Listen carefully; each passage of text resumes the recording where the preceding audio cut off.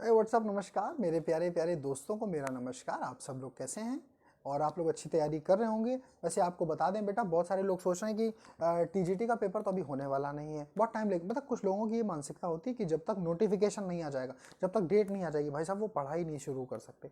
ऐसे लोग सोचते हैं कि हम 2 महीने 3 महीने में पढ़ के सेलेक्ट हो जाएंगे। ऐसे लोग सेलेक्ट नहीं होते। ऐसे लोग बाहर आके कहते हैं 5 नंबर से रुक गया, 10 नंबर से रुक गया। जैसे उत्तराखंड का भी पीजीटी स्टार्ट हो गया, प्रवक्ता की उसमें भी भर्ती आ गई जीव विज्ञान की।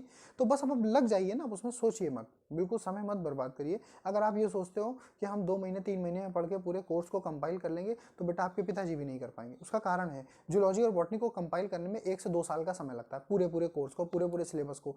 अगर केवल आप रमेश गुप्ता, एमपी कौशिक थॉरोली पढ़ना शुरू कर देंगे तो आपको 1 वर्ष का समय लगेगा। कोई नहीं पढ़ा सकता, कोई नहीं पढ़ सकता। 1 वर्ष से पहले समय लगता है चीज़ों को कंठस्थ करने में, कॉन्सेप्ट्स को दिमाग में डालने में। चलो खैर, तो ये हमारा लेक्चर नंबर 105 नीचे लिखा हुआ है, लेकिन ये मत सोचिएगा कि ये लेक्चर नंबर 105 है, ये लेक्चर नंबर 121 है। ठीक है, बता दे रहे हैं आपको, जो बच्चों ने ऑनलाइन बैच ज्वाइन कर रखा है, कोर्स ले रखा है, उनको मालूम है। ठीक है, तो ये 100 सबसे ज़्यादा पूछे जाने वाले ऐसे टॉपिक्स हैं जो टीजीटी, पीजीटी, केंद्रीय विद्यालय, DSSB, नवोदय, उत्तराखंड या आसपास के जितने बायोलॉजी रिलेटेड एग्जाम है, इवन नीट हो, यूपी कैटेट हो, एमएससी एग्रीकल्चर और या फिर बीएससी एग्रीकल्चर के एग्जाम हो, या एमएससी का एंट्रेंस एग्जाम हो, इन सब में ये टॉपिक्स पूछे गए। तो हमने क्या किया, इसकी एक छोटी सी सीरीज बना दी है, लगभग 10 वीडियो में ये खत्म हो जाएगा। 10 या 6 या 7 वीडियो में खत्म हो जाएगा। इसमें हमने केवल 15 टॉपिक्स को रखा हुआ है। कितने? 15 टॉपिक्स। 100 टॉपिक्स हैं छोटे छोटे। देखो आते सब आपको हैं, लेकिन कहीं ना कहीं आप कंफ्यूज होते हो, वो कंफ्यूजन हम यहाँ पर दूर कर देंगे आपका। ठीक है, तो बस सुनते चलना धैर्य से। ये देखो भाई, देखो लिखा है ना, टॉप 100 मोस्ट आस्क्ड टर्म्स, सबसे ज्यादा पूछे जाने वाले प्रश्न शब्द जो भी हो। ठीक है, चलो भाई बात करते हैं zygospore. Zygo, zygo, zygo, male female मिलन, zygote, gamete, gamete, male gamete, female gamete मिले, zygote. Zygote is the advance term, zygospore is the primitive term. आई बात समझ में? जब मेल युग्मक, सॉरी क्या बोल रहे हैं, आधी हिंदी आधी इंग्लिश, नर युग्मक और मादा युग्मक, मेल गैमीट फीमेल गैमीट जब मिलते हैं तो जाइगोट बनता है। उस जाइगोट को जाइगोस्पोर कहा जाता है, अगर हम प्रिमिटिव स्टेज में उसकी बात करें। ठीक है, अब कहोगे प्रिमिटिव का क्या मतलब होता है सर, अगर हम बात करें लोअर प्लांट्स में। ठीक है, चलो आगे बढ़ते हैं। तो जाइगोट क्या करता है, प्रोड्यूस करता है एक थिक वॉल का रेजिस्टेंट स्पोर, जो कि किससे बना होता है, by the fusion of isogametes. Isogamete का मतलब समझते हो कि मेल गेमिट और फीमेल गेमिट दोनों का शेप साइज सेम हो।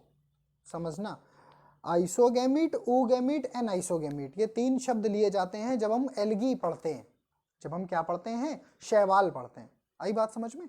तो बस हम यहाँ पर ये आपसे कहना चाह रहे हैं, ये टर्म्स आप याद रखना, छोटे छोटे, बहुत छोटी छोटी टर्मिनोलॉजी है, एग्जाम में परेशान कर देती है।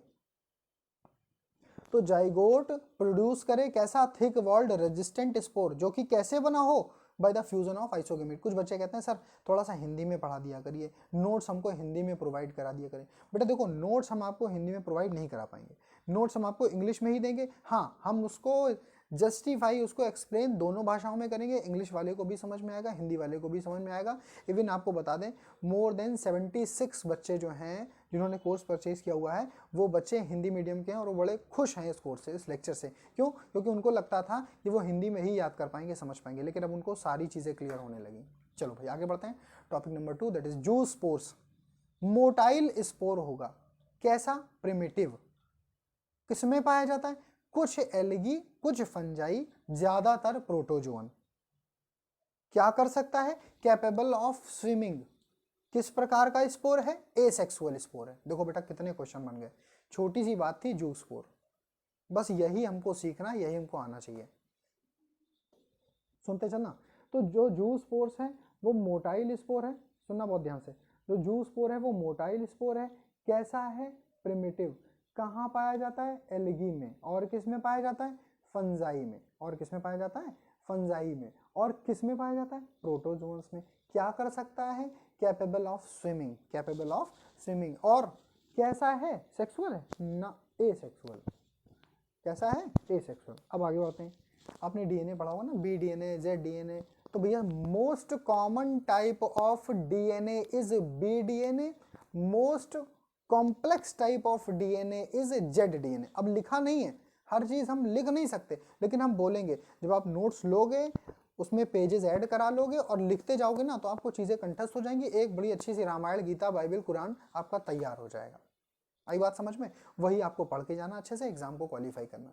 तो जूस्पोर आपको पढ़ लिया। जेड डीएनए देख लो जरा, डबल स्ट्रैंडेड डीएनए होता है, लेकिन इसमें दो तरह का हेलिकल होता है, राइट हेलिकल, लेफ्ट हेलिकल, या हेलिकल तो दोनों ही होते हैं, गलत बोल दिया, लेफ्ट हैंडेड या राइट हैंडेड। तो ये इसलिए फेमस है क्योंकि ये left handed double helical double stranded model. ठीक है, चलो आगे बढ़ते हैं। जिसको हम लकड़ी कहते हैं, जिसको हम वुड कहते हैं, वो है क्या? वो सेकेंडरी ग्रोथ के बाद का जाइलम है, फ्लोएम नहीं। वो सेकेंडरी ग्रोथ के बाद का क्या है? जाइलम, उसे ही हम लकड़ी कहते हैं। आई बात समझ में? चलो आगे देखते हैं।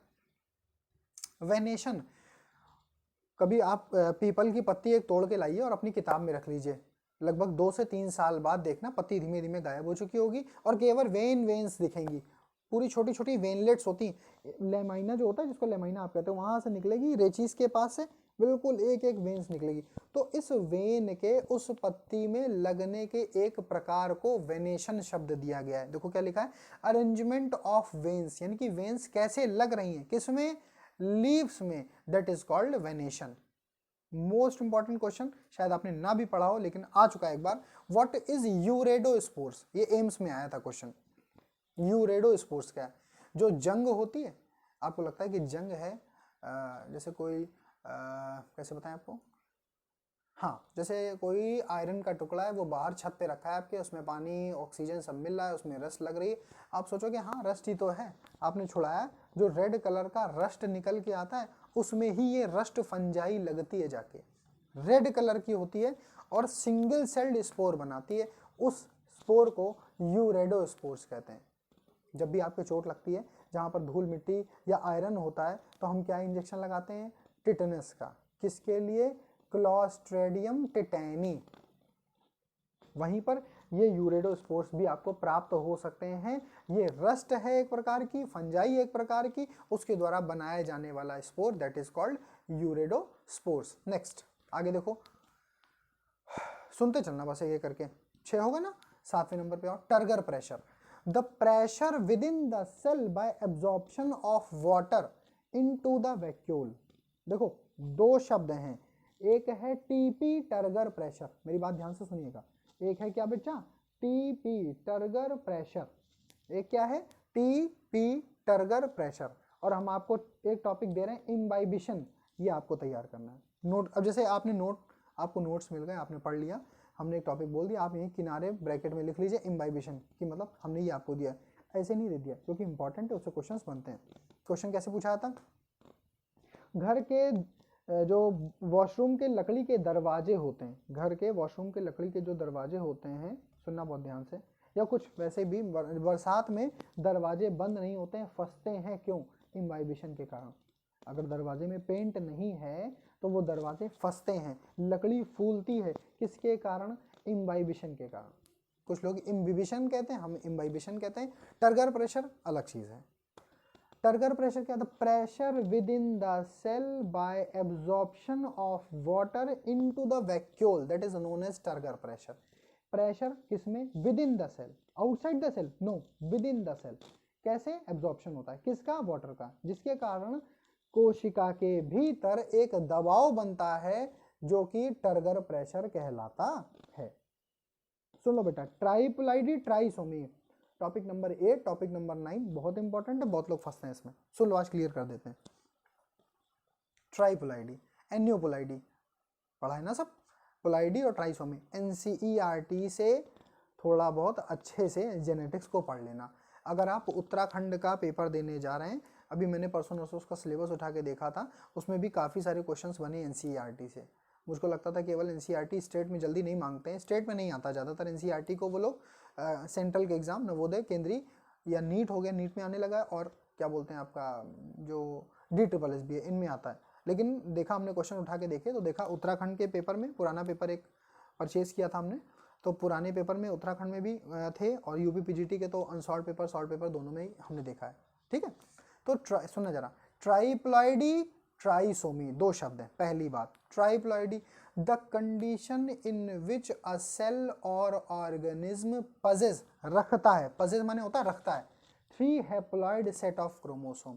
ऐसी कंडीशन, ऐसी दशा जिसमें कोई कोशिका या कोई जीवधारी जंतु ऑर्गेनिज्म पजेस करता है, अपने पास रखता है क्या, 3 सेट, किसके, हैप्लॉइड, हैप्लॉइड माने single N, haploid 3 set chromosome के, the position, the condition is known as triploidy. आई बात समझ में? अब आ जाओ ट्राइसोमी क्या है।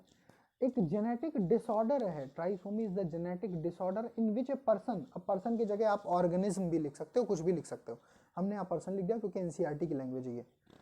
इन trisomy a genetic disorder in which a person has 3 copies of chromosome instead of 2। Normally अब पर्सन रखा है ना, तो हमारे पास जोड़ी में होते हैं क्रोमोसोम, गुणसूत्र। सुनना जरा ध्यान से, नॉर्मली हमारे पास क्या होते हैं, पेयर में होते हैं, 2 होते हैं, एक जोड़ी में 2 होते हैं, लेकिन यहाँ पर इस व्यक्ति में 3 कॉपीज क्रिएट हो जाएंगी। कितनी कॉपी क्रिएट हो जाएंगी, 3। तो एक डिजीज है, this is a type of genetic order, a genetic order या जेनेटिक डिसऑर्डर, सॉरी ऑर्डर नहीं, a genetic disorder in which a person has 3 copies of a chromosome instead of 2, 2 होने के बजाय 3 होती हैं। तो ट्राइप्लॉइडी और ट्राइसोमी दोनों आपको एकदम क्लियर हो गया होगा। नेक्स्ट टॉपिक नंबर 10, ट्रांसपोसोन, ये भैया जंपिंग जीन है, बारबरा मैकक्लिंटॉक ने इसको खोजा था, और बहुत ध्यान से समझिएगा, ये एक तरह से ऐसे क्रोमोसोम हैं, देखो हम पढ़ के बताते हैं पूरा, ए short segment of DNA, DNA का एक ऐसा टुकड़ा है जो एक ही जीनोम में एक स्थान से दूसरे स्थान पर मूव कर सकता है। ट्रांस का मतलब होता है गति, ट्रांसपोसोन उसी से बना हुआ है, यानी कि एक प्रकार की जीन है, एक प्रकार का डीएनए है जिसको बारबरा मैकक्लिंटॉक ने मक्के में, इंग्लिश में कहते हैं मेज, MAIZE, और बायोलॉजी में कहते हैं जियामेज, ZEAMAYS, बोटेनिकल नेम है, इसमें खोजा था। A short segment of DNA that can move within the genome from one location to another is known as transposon. तो इसका फायदा क्या है, इसका फायदा उठाया गया जेनेटिक इंजीनियरिंग में। सुनो कैसे, DNA transposon can be used to introduce a piece of foreign DNA, किसी दूसरे डीएनए को जो फॉरेन है उसके ट्रेड कैरेक्टर्स, एलील्स सब उससे छीनकर हम किसी अन्य प्रजाति में उसको इंसर्ट कर सकते हैं। Also called jumping gene, that is मेज, काम खत्म। 11 नंबर, ट्रेट। ट्रेट क्या होता है, जब हम जेनेटिक्स पढ़ते हैं तो उसमें ये शब्द बार बार आएगा, ट्रेट। ट्रेट आप सोचते हो ये क्या है, क्या कह रहा है, ट्रेट मतलब लक्षण, ट्रेट मतलब लक्षण, ये एडजेक्टिव है, करेक्टर है। आपको क्या पसंद है, ये आपका करेक्टर है। आपकी लंबाई कितनी है, आपका करेक्टर है। बोलो भाई, आपका कलर कौन सा है, ये आपका करेक्टर है। तो trait, a particular distinctive character, हर व्यक्ति का एक निश्चित कैरेक्टर, एक निश्चित गुण होता है, दैट इज कॉल्ड ट्रेट। हमने यहाँ व्यक्ति बोल दिया, आप मटर का दाना भी कंसीडर कर सकते हो, प्लांट में कंसीडर कर सकते हो, कुछ भी फूल में कंसीडर कर सकते हो। जैसे गुड़हल में बहुत ज़्यादा खुशबू नहीं होती, लेकिन गुलाब में खुशबू होती है, ये उसका ट्रेट है, ये उसका लक्षण है। गेंदे में खुशबू होती है, ये उसका ट्रेट है। और गेंदे से गुलाब की खुशबू आ सकती है नहीं, क्योंकि ये उसका कैरेक्टर नहीं है। अब सुनो, आपको क्या बताना है, एलील्स और ट्रेट में क्या अंतर है। ये वीडियो हम सबको प्रोवाइड कराएंगे, ठीक है, ये वीडियो हम सबके लिए फ्री करेंगे, ठीक है। तो एलील्स और ट्रेट में क्या अंतर है, इस वीडियो में जितने भी हम क्वेश्चन पूछेंगे इन सब के आंसर्स आपको हमको कमेंट सेक्शन में जाकर देने हैं। कुछ लोग हमको व्हाट्सएप में देने लगते हैं, व्हाट्सएप पे नहीं चाहिए हमको बेटा, हमको इसी के कमेंट सेक्शन में इन क्वेश्चंस के आंसर देना। तो आपको क्या बताना है कि एलील्स और ट्रेट में क्या अंतर है। बहुत अच्छे अच्छे क्वेश्चन है बेटा, छोटे छोटे। चलो आगे बढ़ते हैं। ट्रैकिड्स, भैया tracheids, vessels, companion cells, sieve tubes, सुन लीजिए, tracheids, vessels, tracheids, vessels, companion cells, sieve tube, रटती रटता रटंती, ठीक है ना, हम लोग बोलते थे पठती पठता पठंती, ठीक है, बस वही आपको करना है, रट लेना है बिल्कुल। इनसे एक क्वेश्चन, क्योंकि प्लांट एनाटॉमी से एक क्वेश्चन रखा जरूर जाता है, या तो वेस्कुलर बंडल या बास्ट फ्लोएम फाइबर जिसको कहते हैं, companion cell, sieve tube, amphivasal, amphicribral, ये क्वेश्चन है सारे के सारे जो टर्म बोलना है, इनसे क्वेश्चन बनते जरूर है। जाइलम पैरेनकाइमा, जाइलम स्क्लेरेनकाइमा, ये सब क्वेश्चन कोलेनकाइमा, इनसे कौन सा लिविंग है कौन नॉन लिविंग है, किसमें लिग्निन का जमाव है, किसमें सेल्यूलोज है, किसमें पैक्टिन है, सुबेरिन क्या है, टाइलोसिस किसे कहते हैं, लिग्निन के जमाव किसकी सेल वॉल में होते हैं, ये सारे क्वेश्चंस हैं। ठीक है, चलो tracheids, lignified xylem cells longer होती है, देखो सुनना बहुत ध्यान से, लिग्निफाइड ट्रैकिड्स किसे कहते हैं, लिग्निफाइड यानी कि जाइलम की ऐसी कोशिकाएं जिनमें लिग्निन पाया जाता है वो ट्रैकिड्स हैं। कैसी होती हैं, लंबी होती हैं, क्या परफोरेशन होते हैं, प्लेट्स होती हैं, जैसे देखो समझना, जैसे ये मान लो वेसल्स है, वेसल्स में परफोरेशंस होते हैं, छोटे जहां जहां नोड होता है वहां वहां परफोरेशंस होता है, ट्रैकिड्स में परफोरेशंस नहीं होते, नो परफोरेटेड प्लेट्स। अभी अपनी रमेश गुप्ता उठाना और पढ़ाई करना, उसमें समझ जाओगे। ठीक है, एंड्स आर टेपर, एंड्स कैसे होते हैं, वेसल्स खड़े खड़े एंड होते हैं, चौड़े चौड़े, लेकिन अगर हम बात करें ट्रैकिड्स की तो ये नुकीले एंड्स होते हैं, ऊपर भी नुकीला नीचे भी नुकीला, so ends both ends are tapering. आई बात समझ में। अब देखो नीचे हमने क्या लिखा है कि क्वेश्चन ट्रैकिड्स और वेसल्स में मुख्य अंतर बताइए। भैया चाहे कोई यूपी बोर्ड का, चाहे सीबीएसई बोर्ड का हो, चाहे कोई अंतरराष्ट्रीय विद्यार्थी हो, ठीक है, कोई भी हो इन सब भाषाओं को समझ सकता है, चाहे अंग्रेजी में हो चाहे हिंदी में हो। और जो जो बातें लिख रहे हैं, जो जो क्वेश्चन लिख रहे हैं, वो आपको रटने हैं बिल्कुल। आ जाओ, totipotent cell, what is totipotent, totipotency एक गुण है, टोटीपोटेंट उस कोशिका को कहते हैं। सुनना, a cell that has the capability और capacity to give rise all structure of cell, कोई ऐसी कोशिका, सुनिएगा, कोई ऐसी कोशिका जो अपने जैसी या पूरे एक शरीर या एक पूरे जीवधारी का निर्माण करने में सक्षम हो, ऐसी कोशिका को टोटीपोटेंट सेल कहा जाता है। इस गुण को टोटीपोटेंसी कहा जाता है। इनके दो उदाहरण हैं, एक स्पोर एक जाइगोट। आई बात समझ में? ठीक है, बात समझ में आई कि नहीं, स्पोर या फिर zygote. Question number 14, topic number 14, telophase, what is telophase, prophase, metaphase, anaphase, telophase, starting prophase, starting prophase, and किस पे होगा, टीलोफेज। अब सुनो क्या कहता है, the last stage of mitosis, mitosis के 4 चक्रों की सबसे अंतिम चक्र जिसको हम टीलोफेज कहते हैं, यहीं पर डॉटर सेल, कौन सी, न्यूक्लियाई, पूरी कोशिका नहीं, न्यूक्लियाई केवल, डॉटर न्यूक्लियाई, यानी क्या बोले इनको, शिशु कोश नहीं, शिशु केंद्रक कह सकते हो आप इसको। जो डॉटर न्यूक्लियाई है वो सेपरेशन करते हैं, रीऑर्गेनाइज होते हैं। ठीक है, तो last stage of mitosis in which the daughter nuclei are reorganised, the phase is known as telophase. Hindi में देखो लिखा है स्पष्ट, क्रम को याद रखना, सबसे पहले शुरुआत इंटरफेज से, फिर क्या होगा प्रोफेज, प्रोफेज के बाद क्या होगा लेट प्रोफेज, प्रोफेज लंबी है इसलिए प्रोफेज देन लेट प्रोफेज। ये जो क्रम हम आपको दिखा रहे हैं इसको कंठस्थ कर लीजिए, आप एग्जाम देने जाओगे आपको ये मिलेगा। ठीक है, ऐसे ही क्वेश्चन आते हैं, इसमें आगे पीछे लिख देंगे, इंटरफेस को बीच में कर देंगे, लेट प्रोफेज पहले कर देंगे, मेटाफेज पहले कर देंगे, या टीलोफेज को पहले कर देंगे, एनाफेज लास्ट में डाल देंगे, ऐसे कंफ्यूज करते हैं। तो interphase, prophase, late prophase, metaphase, anaphase, telophase, और जब टीलोफेज हो गया, न्यूक्लियस नाभिक भिन्न भिन्न हो गए, अब कोशिकाएं भिन्न भिन्न होंगी। कोशिका भिन्न भिन्न होने का मतलब साइटोकाइनेसिस, दोनों डॉटर सेल अलग अलग। ठीक है, मेरे अंदाजा आपको समझ में आ रहा होगा, थोड़ा बीच बीच में हम जल्दी भी कर देते हैं, फिर उसको समझ में आता है कि हमको शायद ना समझ पाओ, तो हम फिर दोबारा से उसको समझाते हैं। ठीक है, तो टीलोफेज में डॉटर न्यूक्लियाई रीऑर्गेनाइज होते हैं, ये माइटोसिस की अंतिम फेज है, अंतिम चक्र है। अगर क्रम हमको याद करना है तो कैसे याद करेंगे, बोलेंगे interphase, prophase, late prophase, metaphase, anaphase, telophase, and finally the cytokinesis, जिसमें साइटोप्लाज्म डिवाइड हो जाए, दोनों कोशिकाएं भिन्न भिन्न हो जाए, उनके नाभिक भिन्न भिन्न हो जाए, इस प्रक्रिया को हम साइटोकाइनेसिस कहते हैं। ये टीलोफेज के पश्चात होती है, जिसमें 2 डॉटर सेल की प्राप्ति होती है। हाँ, अब आ जाते हैं आज की कक्षा का अंतिम टॉपिक, दैट इज थैलस। देखो तुमको एक बात बताते हैं बेटा, जब हम लोग प्लांट्स को पढ़ते हैं, लोअर प्लांट्स को, तो पहले कुछ को बोलते हैं थैलोफाइटा, कुछ को बोलते हैं ब्रायोफाइटा। एल्गी को किसमें कंसीडर किया जाता है, थैलोफाइटा में, और उसके बाद से ब्रायो। जहां पर इम्ब्रियो का डेवलपमेंट होने लगे, जहां पर भ्रूण का निर्माण होने लगे, वहां से शब्द ब्रायोफाइटा, दैट इज एम्ब्रायोफाइटा। ऐसे कोई नहीं पढ़ा पाएगा इतना क्लियर करके। जहां से भ्रूण विकसित होने लगे उसे हम ब्रायोफाइटा या एम्ब्रायोफाइटा में कंसीडर करते हैं। उसके पहले की कक्षाएं जो भी हैं, एल्गी है, फंजाई है, that all are called thallophyta. यानी कि एम्ब्रायोफाइटा में क्या क्या आ गया, ब्रायोफाइटा, टेरिडोफाइटा, जिम्नोस्पर्म, एंजियोस्पर्म। बोलो भाई, ठीक।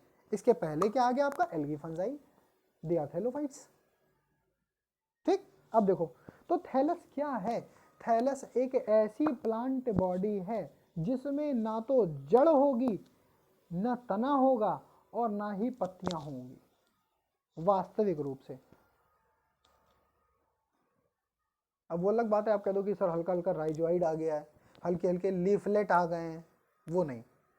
True root, true stem and true leaves. तो थैलस बॉडी यानी कि प्लांट बॉडी ऐसी कैसी, विदाउट ट्रू रूट्स, स्टेम्स और लीव, ठीक है। तो इसमें हमने केवल और केवल कितने प्रश्नों का संकलन किया था, 15। हम ऐसे आपको लगभग लगभग कितने 100 टॉपिक देने वाले हैं, ठीक है। मेरी बात समझना बेटा, हम आपको ऐसे लगभग लगभग 100 टॉपिक इस कोर्स में प्रोवाइड करा देंगे। देखो क्या लग रहा है आपको, इन 15 में से शायद ही कोई ऐसा हो जिसका आपने नाम ना सुना हो। मेरा अंदाजा आपने यूरिडोस्पोर नहीं सुना होगा, यूरिडोस्पोर नहीं सुना होगा, बाकी आपने सब सुने होंगे, लेकिन फिर भी पढ़ने में चीज़ें समझ में आई होंगी और क्लियर हुई होंगी। तो बस ऐसे ही छोटे छोटे टॉपिक को हम लगभग 7 से 8 वीडियोज़ में कंपाइल करके इसको ख़त्म कर देंगे। और बड़े इंपॉर्टेंट टॉपिक हैं, एक बार ये कॉन्सेप्ट आपके दिमाग में बैठ गए, आप अपने नोट्स बनाना तो वहाँ पर इनको लिख लेना, जहाँ पर भी आप अपने नोट्स बनाना तो वहाँ पर इनको लिख लेना। और एक काम हम और करेंगे, हमने अभी अभी